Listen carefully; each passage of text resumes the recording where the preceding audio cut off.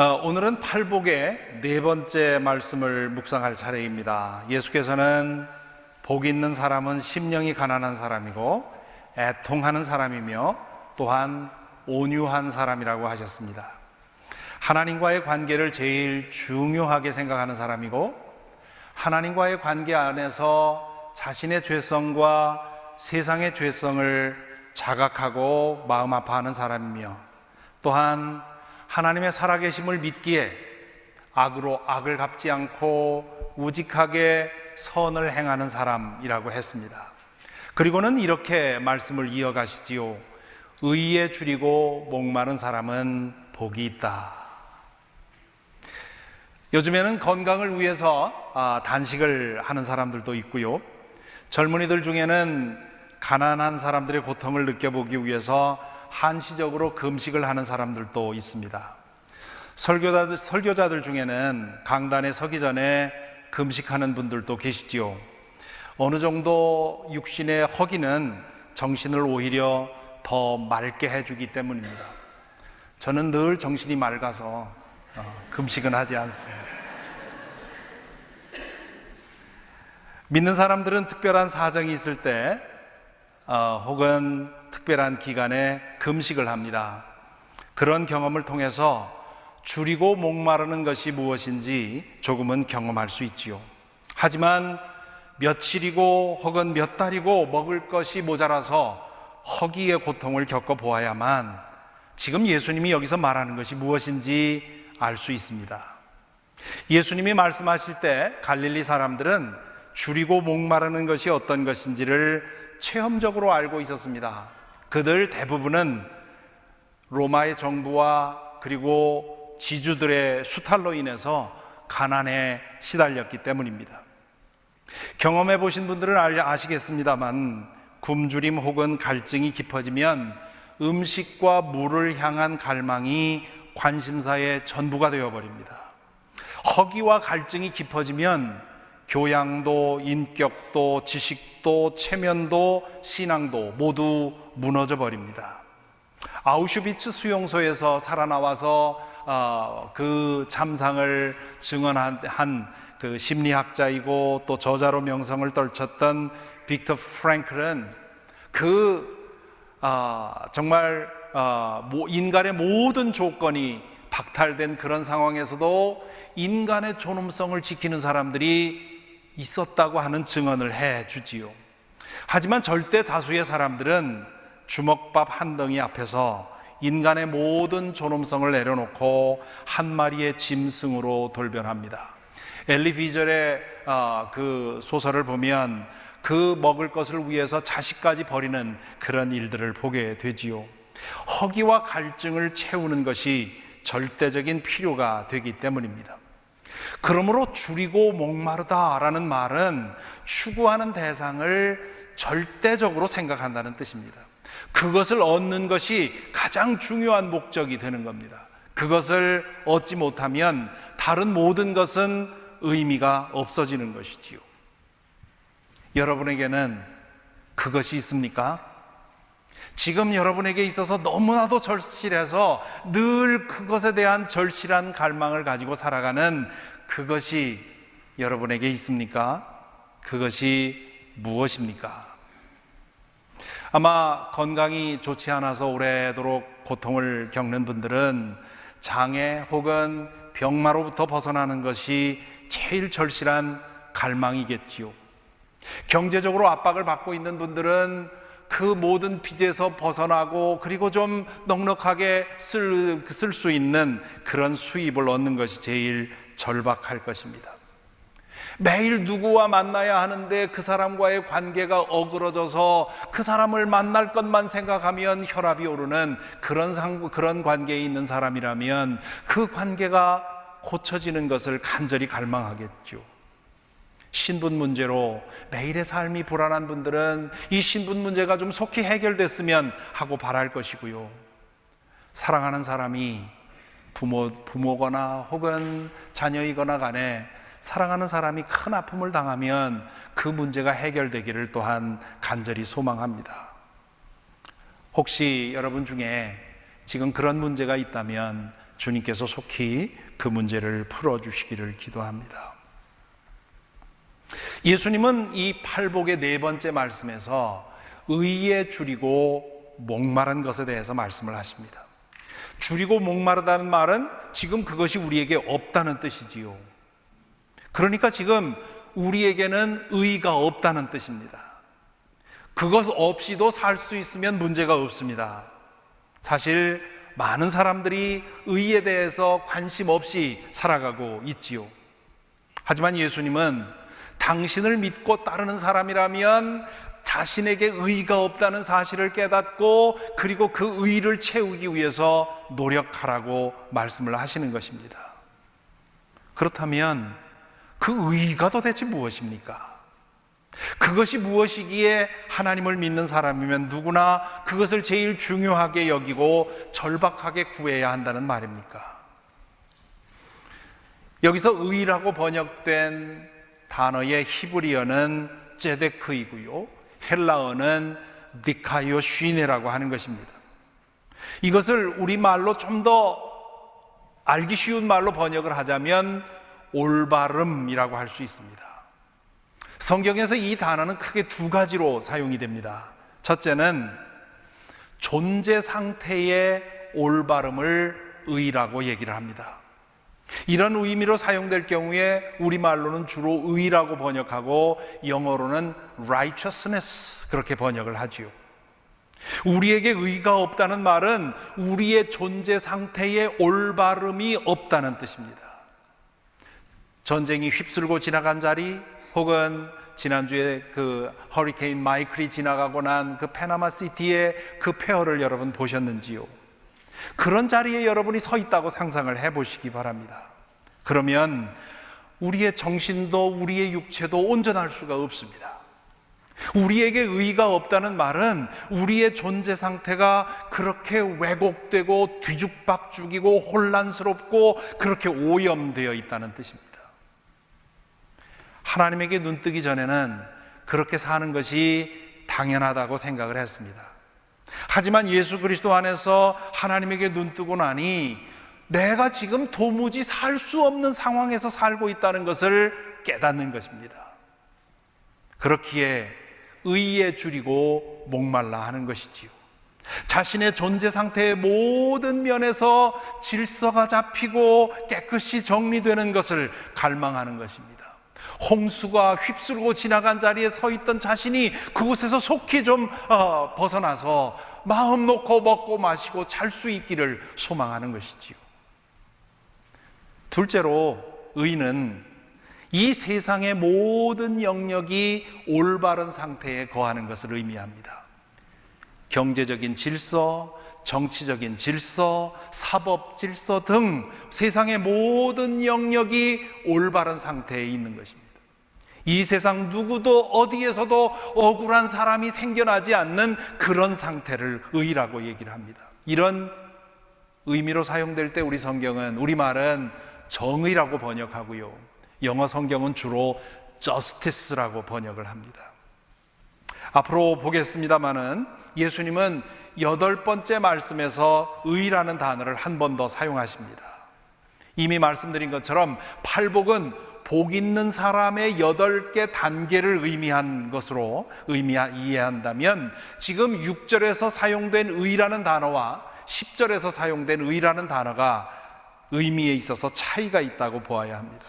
오늘 볼 6절에서의 의는 우리의 존재 상태의 올바름을 의미하는 것이고요, 그리고 앞으로 보겠습니다마는 10절에서의 의는 우리가 사는 이 세상이 의로워지는 것을 의미합니다. 그래서 오늘은 우리 이 존재 상태의 의에 대해서만 말씀을 드리려고 합니다. 하나님께서는 우리의 존재의 상태를 올바르게 창조해 놓으셨습니다. 위로는 하나님을 섬기고 옆으로는 이웃을 사랑하며 아래로는 다른 모든 피조물을 보살피는 것, 그것이 하나님이 원래 지으신 올바른 상태였습니다. 그 상태에 머물러 있으면 평안과 안식이 우리 마음속에 들어차고요, 사랑과 정의가 우리를 통해서 열매 맺습니다. 마음에서 이끌리는 대로 그저 행하면 그것이 하나님의 뜻이 됩니다. 태초에 에덴에 있었던 그 완전한 질서와 균형과 화합이 바로 올바름입니다. 그 올바름이 인간의 죄로 인해서 깨진 것입니다. 우위로 하나님을 섬기기를 거부한 것이지요. 그로 인해서 이웃과의 사랑은 깨어졌고 우리가 보살피고 다스려야 할 피조물은 우리의 우상이 되었습니다. 그로 인해서 우리의 내면은 오염되고 갈라지고 찢어지고 흩어졌습니다. 그냥 끌리는 대로 행동하면 하나님의 뜻에 일치되었던 우리였는데 이제는 자신을 쳐서 복종시키지 않으면 항상 죄로 끌려가고 있는 우리 자신을 발견하는 것입니다. 우리는 이 올바르지 못한 세상에서 올바르지 못한 마음을 가지고 올바르지 못한 일을 행하면서 올바르지 못한 운명을 향해서 나아가고 있는 그런 존재입니다. 하나님에게 눈뜨기 전에는 그것이 당연한 줄 알았지요. 마치 노숙자의 상태에서 오래 살다 보면 그 노숙자로 살아가는 것이 편해지는 것처럼 옳지 않은 상태에서 태어나 살아오면서 그 옳지 않은 인간의 상태가 정상이 되어 정상으로 느껴지는 것입니다. 하지만 하나님에게 눈뜨고 나니 그렇게 사는 것이 옳지 않다는 것을 깨닫습니다. 하나님을 알아갈수록 그 옳지 않음을 견딜 수가 없습니다. 그래서 그 옳지 않은 상태로부터 벗어나기를 갈구하는 것이지요. 마치 오염된 환경 속에서 사는 것을 더 이상 견딜 수가 없어서 그 왜곡된 존재로 살아가는 것을 견디지 못해서 그것으로부터 벗어나기를 소망하는 것과 같은 이야기입니다. 의에 줄이고 목마른 상태는 바로 이러한 상태를 의미합니다. 왜곡되고 뒤틀린 존재 상태로부터 하나님이 원래 창조하신 그 원래 상태로 돌아가기를 갈망하는 것이 곧 의에 줄이고 목마른 것입니다. 그 갈망은 세 가지 차원에서 나타납니다. 첫째, 우리는 하나님과의 관계에 있어서 올바름을 갈망합니다. 우리 존재에 있어서 가장 중요한 것은 하나님과의 관계입니다. 죄로 인해서 우리에게 일어난 가장 먼저 일어난 올바르지 않은 일은 하나님과의 관계가 깨어져 버린 것입니다. 그러므로 우리에게 일어나야 할 가장 중요한 올바른 일은 하나님과의 관계가 다시 회복되는 것이지요. 그 관계가 의롭지 않으면, 즉 그 관계가 바르지 않으면 우리의 다른 모든 영역에 옳지 않음이 발생하기 때문입니다. 예수 그리스도를 믿는다는 말은 하나님과의 바른 관계 안으로 들어가는 것을 말합니다. 예수님은 하나님과 우리 사이의 관계를 왜곡시켰던 죄의 문제를 해결해 주셨습니다. 그렇기에 믿음을 통해 하나님의 원수였던 우리는 하나님의 자녀로 회복되고 그분의 사랑 안으로 들어갑니다. 하지만 그것은 한순간의 사건으로 완성되지 않습니다. 회개하고 믿어서 죄사함을 받은 후에 우리는 매일 그분과의 바른 관계 안에서 살아갈 수 있도록 힘써야 합니다. 죄가 점점 더 깊어지는 이 세상에서 육신을 입고 살아가는 우리에게 하나님과의 올바른 관계 안에 항상 머물러 사는 것은 쉬운 일이 아닙니다. 눈에 보이고 손에 만져지는 것에만 너무 익숙한 우리는 보이지 않는 하나님의 임재를 너무도 쉽게 잊습니다. 그분의 임재를 잊고 살다 보면 어느새 자신의 욕망과 충동과 감정을 따라 사는 자신을 발견하게 됩니다. 그리고는 머지않아 하나님과의 바르지 않은 관계로 인해서 바르지 않은 온갖 일들이 내 입에서 내 삶에서 나오는 것을 보게 되는 것이지요. 그렇기에 예수 그리스도 안에서 하나님과의 바른 관계를 경험한 사람은 매일 그 관계 안에 머물러 살기를 줄이고 목마른 사람처럼 간절히 원하게 됩니다. 그런 갈망이 있기에 주일마다 우리가 함께 이렇게 모여서 예배드리는 것이고요, 그런 갈망이 있기에 매일 1시간 성별하여 말씀을 읽고 묵상하며 그분의 뜻을 분별하는 것이고요, 일상생활 중에 자주 멈추어서 하나님의 뜻을 생각하는 것입니다.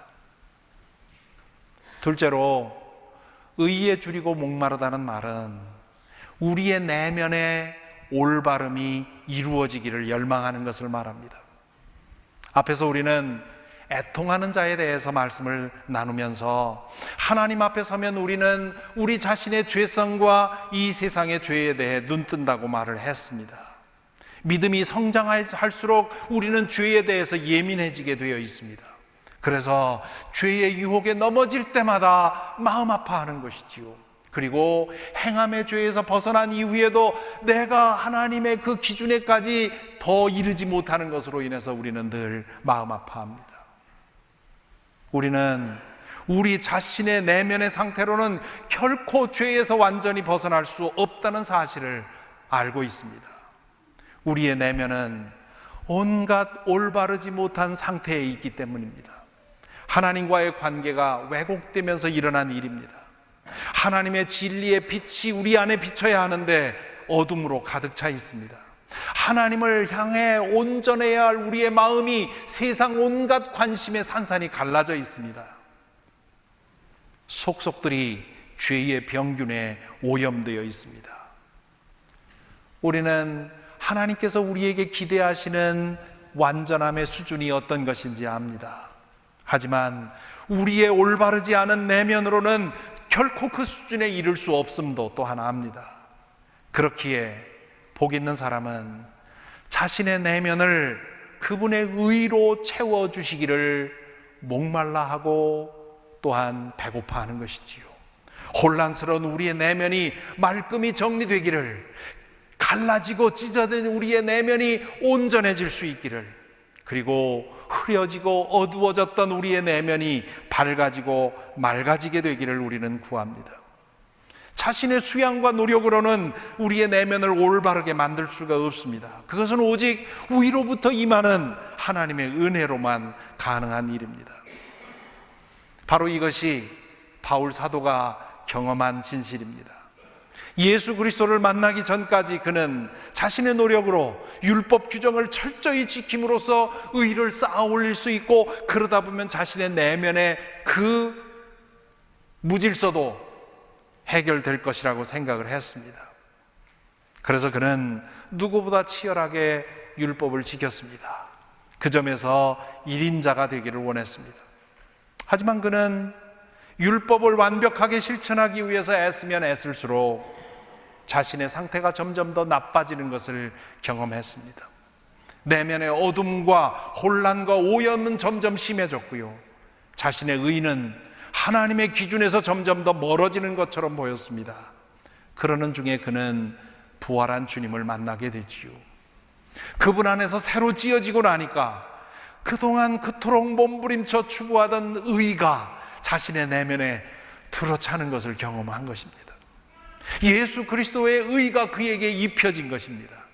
그리고 그 의가 자신의 말과 행실을 통해 드러나는 것을 보았습니다. 하나님께서 자신을 대할 때 더 이상 자신이 쌓은 의를 기준으로 보시는 것이 아니라 그분 위에 그에게 덮여진 예수 그리스도의 의를 기준으로 대하는 것을 경험했습니다. 그래서 그는 부활하신 주님을 만나고 나서는 모든 것을 버리고 그 복음을 전하는 일에 일생을 바쳤습니다. 그가 그토록 목말라 하고 갈망하던 의가 복음에 드러났기 때문입니다. 셋째로, 의에 줄이고 목말라 하는 것은 매일의 일상생활 속에서 올바름이 이루어지기를 갈망한다는 뜻입니다.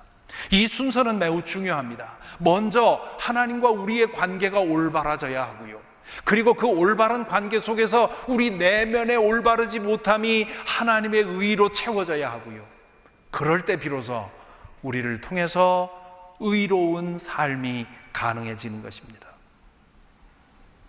예수님은 그것을 나무와 열매의 비유로 설명을 하셨습니다. 나무가 좋으면 열매가 자동적으로 좋게 되어 있다는 것이지요. 좋은 열매를 구하려면 나무를 잘 가꾸어 주어야 합니다. 마찬가지로 하나님과 우리의 관계가 잘 되어 있고, 그리고 그 관계 안에서 우리 안에 하나님의 의가 넘친다면 우리는 의로운 삶을 살아갈 수 있게 됩니다. 그런데요, 우리 자신에게도 할 일이 있습니다. 우리는 죄악이 원리가 된 이 세상에서 태어나서 자라면서 우리도 모르는 사이에 죄악의 습성에 익숙해져 있습니다. 그렇기에 우리 스스로 우리 자신을 자주 돌아보면서 옛사람의 습성을 버리고 새사람의 성품을 익혀야 합니다. 비유하자면 성령께서 우리에게 변화의 엔진을, 시동을 걸어주신 것입니다. 우리 자신으로는 아무리 가려고 해도 그 엔진이 움직이지 않으면 갈 수가 없습니다. 성령께서 그 엔진에 시동을 걸어서 이제 엔진이 움직입니다. 그러면 이제는 우리가 그 엑셀레터를 밟아서 우리가 가고자 하는 곳으로 가기 위해서 우리가 할 일을 해야 되는 것이지요. 그래서 오늘 읽은 말씀에서 바울 사도가 이렇게 말합니다. 여러분, 에베소서 4장 22절 24절을 우리 함께 한 목소리로 읽어보겠습니다. 여러분은 지난날의 생활 방식대로 허망한 욕정을 따라 살다가 썩어 없어질 그 옛사람을 벗어버리고 마음의 영을 새롭게 하여 하나님의 형상을 따라 참 의로움과 참 거룩함으로 지으심을 받은 새 사람을 입으십시오. 이미 성령께서 변화의 엔진을 스타트해 주셨으니 여러분이 운전대를 잡고 엑셀레터를 밟으면서 그 변화가 더 잘 일어날 수 있도록 힘쓰라는 말입니다. 제가 아는 분 중에 인격적으로 그리고 신앙적으로 깊이 존경하는 분이 있습니다. 그분을 아는 분들은 모두 그분의 신앙과 인격을 존중합니다. 그분은 진실하고 신실하게 그리스도인으로 살기 위해 노력해 오셨습니다. 얼마 전에 그분이 겪은 일을 그분의 허락을 받아서 여러분과 나눕니다. 그분이 쇼핑을 하고 나오던 중에 주차장에 옆에 있던 차를 살짝 긁었습니다. 창문으로 내다보니까 별로 손상이 크지 않았습니다. 잠시 멈칫했지만 곧바로 차를 빼어 집으로 향하는 자신을 발견했다고 합니다. 아무도 본 사람이 없는 것 같고 그 정도 손상이면 모른 채 해도 되겠다는 생각을 했던 것 같습니다. 그렇게 생각하고 운전해 가는데 마음의 부담이 점점 커집니다. 그래서 중도에 차를 돌립니다. 차를 세워놨던 그 자리에 도착하니까 불사 그 차는 이미 사라지고 없습니다. 그분은 커스터머 센터에 들어가서 자초지종을 설명을 했습니다. 알고 보니 그 사이에 누군가가 신고를 해놓았습니다. 커스터머 센터에서는 경찰에 연락을 취했고 회답이 오면 리포트를 할 예정이라고 했습니다. 그분은 자신의 모든 정보를 제공해 놓고는 경찰에서 연락이 오기를 기다렸습니다. 하루를 지나도 연락이 오지 않자 그분은 경찰에 가서 자진 신고를 했습니다. 버지니아 법으로는 hit and run은 무조건 형사 처벌이 된다고 하죠. 그렇기 때문에 범법자가 될 위기에 처한 것입니다. 다행히도 나중에 손상을 당한 그 차 주인이 그분의 진심을 알아보고 선처를 해주어서 문제가 잘 해결이 되었습니다. 그분은 그 일이 발생하자마자 저에게 연락을 해서 함께 기도해 달라고 부탁을 했습니다. 그분은 그 일로 인해서 며칠 동안 마음고생을 아주 크게 했습니다. 그 과정을 겪으면서 저는 그분을 더 깊이 존경하게 되었습니다. 그 며칠 동안 그분이 가장 마음 아파한 것은 그 사건으로 인해서 형사처벌 받을 가능성이나 재정적인 손실이 아니었습니다. 그분은 그래도 자신의 믿음이 그래도 어느 수준에 이르렀다고 생각을 했는데 그 자신의 믿음이 그 위기의 순간에 그렇게 행동했다고 하는 것, 그것에 대해서 너무 가슴 아파했습니다. 그동안 그분은 믿는 사람답게 살기 위해 매일 기도하고 말씀 묵상하고 여러 가지로 봉사를 해왔습니다. 그래서 어느 정도 이루었다고 생각을 했습니다. 그런데 그 일로 인해서 그분은 자신에게는 정말 아무런 의의가 존재하지 않는다는 사실을 참담하게 깨달았습니다. 하나님의 전적인 은혜가 아니고는 자신은 언제든지 초라한 죄인으로 설 수밖에 없는 존재임을 깨달은 것입니다. 의라고 하는 것은 자신이 노력하여 쌓을 수 있는 것이 아니라 하나님께서 전적으로 은혜로 주시는 것임을 깨달은 것입니다. 그 이후로 그분은 더욱 낮게, 더욱 겸손하게, 더욱 진실하게, 그리고 더욱 열심으로 하나님 앞에 서기를 힘쓰고 있습니다. 하나님과의 바른 관계 안에서 자신에게 의가 늘 임하게 하기 위해서, 그리고 그 의가 자신의 말과 행동을 통해서 드러날 수 있게 하기 위해서 그것 외에는 다른 길이 없음을 알았기 때문입니다. 의에 줄이고 목마른 사람은 이렇듯 자신의 존재 모든 면에 올바름이 이루어지기를 매일의 가장 절실한 갈망으로 삼고 살아가는 사람입니다. 이렇게 사는 사람이 복된 이유에 대해서 예수님은 이렇게 말씀하십니다. 그들이 배부를 것이다. 요즘 한국이나 미국에서는 먹을 것이 너무나 많아서 문제지요. 배가 고파서 고통을 겪는 사람보다는 배가 불러서 걱정인 사람이 더 많습니다. 그렇기에 배부를 것이다 라는 말이 요즘 사람들에게는 별로 좋게 들리지 않을 것입니다. 배부름은 곧 불편함, 거북함을 의미하지요.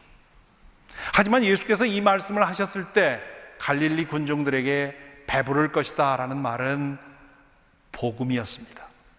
그들은 배불리 먹어본 일이 별로 없기 때문입니다. 저희 어릴 때도 그랬죠. 뭐 하나 제대로 마음껏 먹어본 일이 없습니다. 저희 어머니께서 가장 잘 만드시는 국이 닭국입니다. 닭국도 있냐고 묻는 분들이 굉장히 많아요. 닭은 통닭으로 해서 뜯어먹는 거지, 그 많은 식구들이 함께 먹기 위해서 닭을 한 마리 잡으면 그걸 큰 솥에 넣고 미역을 넣고 끓입니다. 그리고는 삶은 닭을 꺼내서 그걸 갈기갈기 찢어가지고요, 그래서 미역국을 그릇에 넣고는 한 줌 집어서 넣고, 제가 통닭을 통째로 놓고 먹은 것은 그로부터 20년 후의 일입니다. 뭐 저보다 더 연배가 높으신 분들은 더 그렇겠죠. 뭐 하나 배불리 먹어본 적이 없어서 그래서 명절을 기다리는 것, 그게 우리 아니었습니까? 그렇기 때문에 저들이 배부를 것이다 라는 말이 복음으로 들리는 것이지요. 여기 배부를 것이다 라는 번역이 좀 문제입니다. 왜냐하면 원문에 있는 수동태의 의미가 사라졌기 때문입니다. 원문에 있는 이 수동의 의미를 살리는 것이 매우 중요합니다. 왜냐하면 배부를 것이다 라는 말은 내가 밥을 먹어서 배부를 것이다가 아니라 배부르게 해주실 것이다 라는 뜻이기 때문입니다. 누가 배부르게 해주십니까? 하나님이 배부르게 해주신다는 말입니다. 여기 이 수동의 의미가 중요한 또 다른 이유가 있습니다. 우리에게 필요한 것은 우리 수준의 의가 아니라 하나님 기준의 의이기 때문입니다. 우리 내면의 무질서는 수양을 통해서 어느 정도 바로잡을 수 있습니다. 하지만 우리가 쌓은 그 의를 하나님 앞에 우리는 내놓을 수가 없습니다. 그건 너무나 초라하기 때문입니다. 우리가 하나님 앞에 설 수 있는 것은 우리가 쌓은 의가 아니라 우리에게 입혀주신 예수 그리스도의 의를 가지고 우리는 하나님 앞에 서는 것입니다. 그렇기 때문에 저들이 배부를 것이다 라고 번역하면 안 되는 것이지요. 하나님께서 저들을 의로 채워주실 것이다, 그 의미를 우리는 분명히 알아야 합니다. 그렇기 때문에 우리는 늘 하나님 앞에 서는 것입니다. 하나님이 아니고는 우리 삶의 온갖 올바르지 못한 것을 바로잡아 주실 분이 없기 때문입니다. 그분이 입혀주시는 의가 아니고는 그분 앞에 설 수 없기 때문입니다. 그래서 우리는 그분과의 바른 관계 안에 머물러 살기를 위해 힘쓰는 것이고, 우리의 내면에 하나님의 의가 들어차기를 소망하는 것이고, 그럼으로써 우리가 애써서 행하는 의가 아니라 우리를 통해서 하나님의 의가 드러나기를 소망합니다. 요즘 한국에서나 미국에서나 교회가 문제입니다. 교회가 문제라는 말은 먼저 목사들이 문제라는 뜻이고요, 그리고 믿는 우리 그리스도인들이 문제라는 뜻입니다. 왜 문제입니까? 우리의 생각과 말과 행동에 올바름이 없기 때문입니다. 우리 기준의 올바름이 아니라 하나님 기준의 올바름, 즉 그 거룩하고 완전하고 아름다운 삶의 질서와 원리가 우리 가운데서 무너졌기 때문입니다. 왜 올바름이 무너졌습니까? 오늘날 이렇게 모여서 예배드리는 사람들에게조차도 하나님의 그 올바름에 대한 목마름과 그 갈망이 없기 때문입니다. 예배로 모인다 해도 나의 일상적인 문제, 나의 세상적인 문제, 이런 것이 우리의 목마름이지, 하나님의 의가, 하나님 기준의 올바름이 나에게 이루어지기를 소망하는 그런 열망이 우리에게 별로 없기 때문입니다. 그러니 교회 안에서든 교회 바깥에서든 의가 없고, 그렇기 때문에 오늘날 교회가 문제인 것입니다. 지난 토요일 읽은 디도서 1장 말씀 기억하시나요? 그들은 입으로는 하나님을 안다고 말하지만 행동으로는 부인하고 있습니다. 그들은 가증하고 완고한 자들이어서 전혀 선한 일을 하지 못합니다. 사랑하는 성도 여러분, 과연 여러분은 어떻습니까? 혹시 여러분은 교회에서만 믿는 사람처럼 말하고 행동하는 것은 아닙니까? 혹시 여러분의 믿음은 머리와 입술에서만 끝나는 것은 아닙니까? 과연 하나님을 믿기 때문에 하나님의 기준의 올바름을 향한 갈망을 매일 품고 살아가고 있습니까? 속속들이 믿음의 사람이 되기 위해서 우리는 얼마나 힘쓰고 있습니까? 그런 변화가 우리에게 일어나고 매일 그렇게 살기 위해서 우리는 얼마나 줄이고 목말라 합니까?